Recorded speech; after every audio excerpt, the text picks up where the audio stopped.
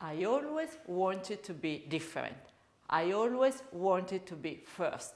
This quotation from Miuccia Prada perfectly synthesizes the meaning of a fashion designer.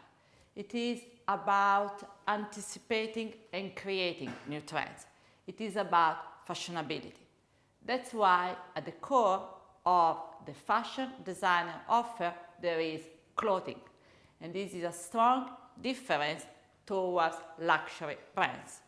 For luxury brands, most of the time, clothing is the occasion for the fashion show and therefore for refresh their image every 6 months. But then most of the revenues comes from accessories, beauty and other businesses.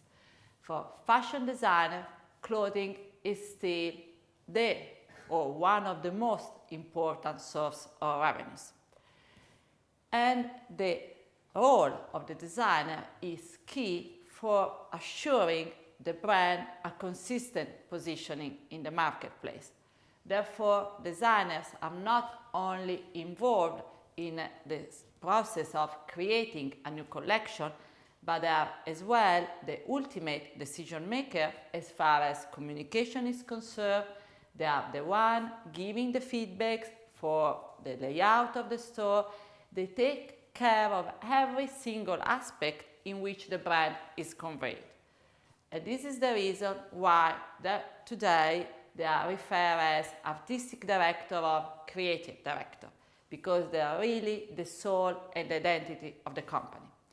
So fashion designer brands business model compete in the high end of the market segment from upper bridge till to haute couture, always conveying the idea of seasonality. At the beginning, they all start as fashion houses, so small maison, small kind of laboratory in which the designer was involved in the creativity, but then was relying on external partners, the so-called licensees, for the manufacturing and the distribution of the collection. But as soon as the size of the business gets bigger, the designers decided to step away from the licensing agreements and to take the direct control of their clothing lines. This is what happened with Giorgio Armani, Dolce & Gabbana, Versace, and many other cases.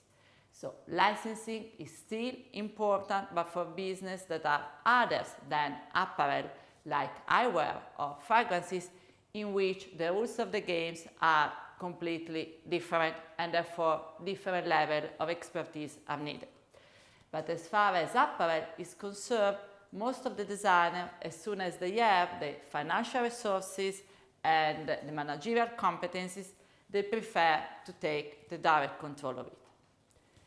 In the business of fashion designer brands, most of the time we find both ready-to-wear line, so the highest in terms of price positioning and as well seasonal creativity, and diffusion lines, so the lines that are more affordable and more casual in their value proposition.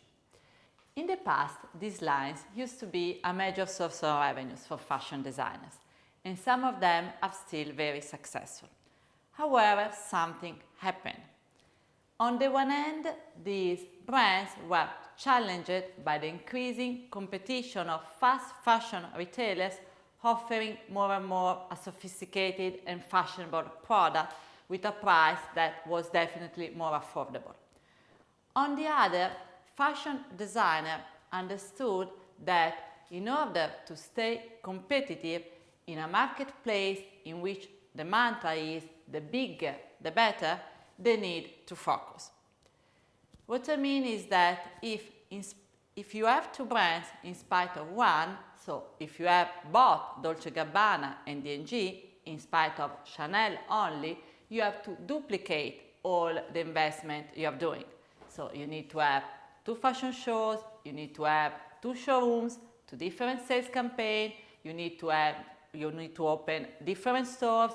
Somehow you need to dilute the resources that you could invest in your master brand.